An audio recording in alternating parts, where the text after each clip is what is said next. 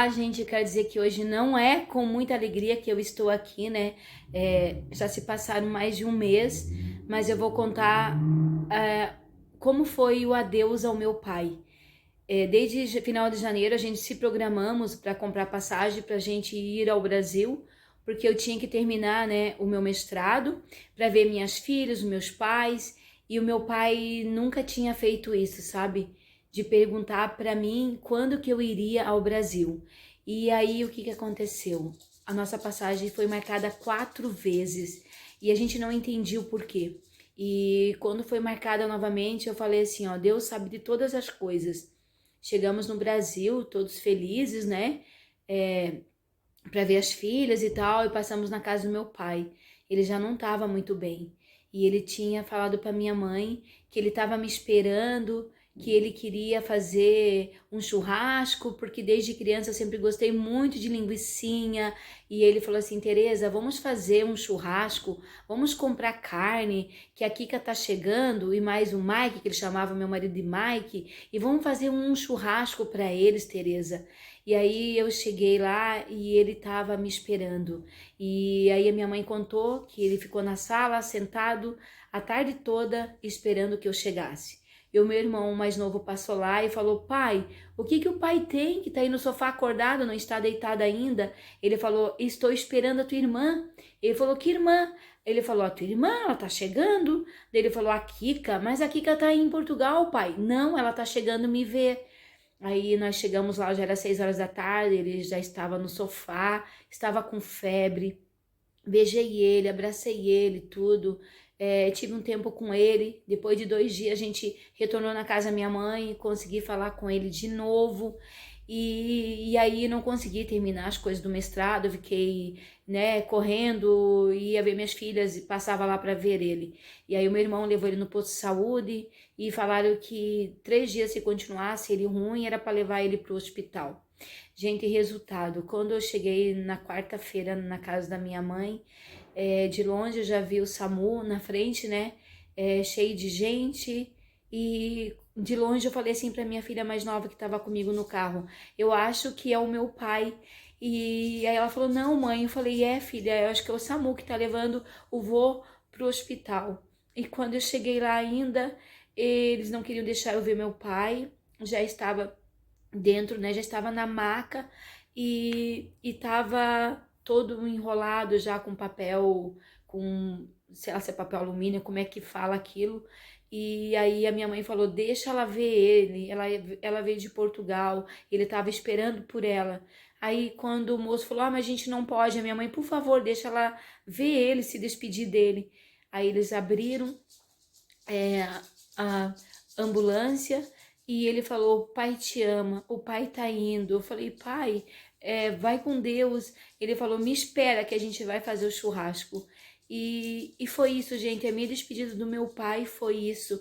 Eu quero dizer para vocês que a perca é muito triste.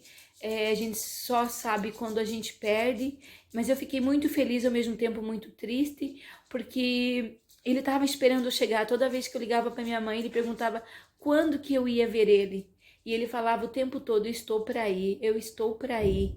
E a minha mãe contando que no dia que ele desmaiou no banheiro, ele pediu para minha mãe que cortasse o cabelo dele, fizesse a barba dele. E aí, por último, minha mãe conseguiu levar até a cama. E ele falou para minha mãe: corta minha unha. Daí minha mãe falou assim: mas não tem cortador de unha bom. Aí ele falou assim: tem. A minha filha me trouxe de Portugal para mim. Gente, quero dizer para vocês assim que ele pediu perdão para minha mãe, se tinha magoado ela, que ela sempre foi a guerreira da casa. Foram 59 anos junto, os dois, né? A gente sabe que não é fácil, o pai era muito teimoso, e o tempo todo fazendo palhaçada.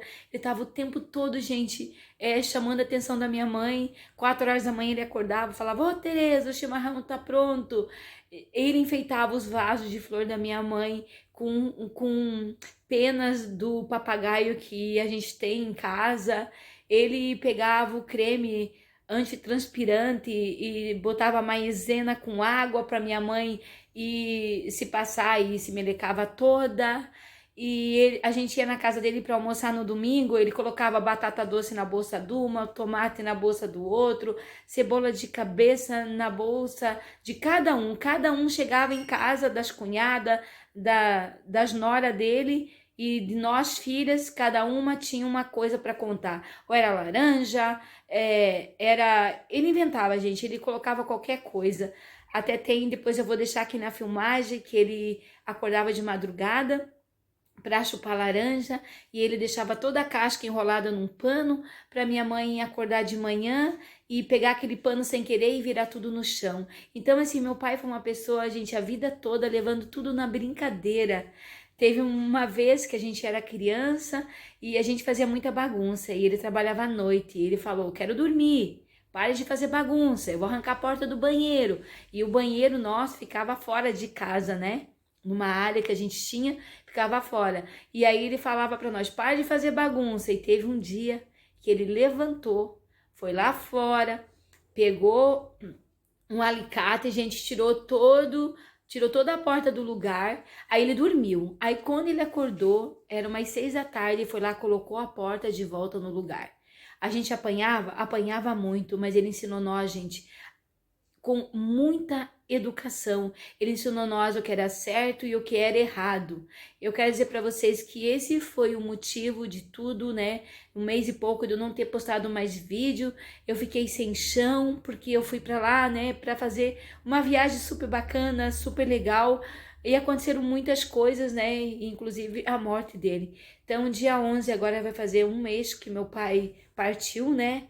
E gente, assim, é muito triste, sabe?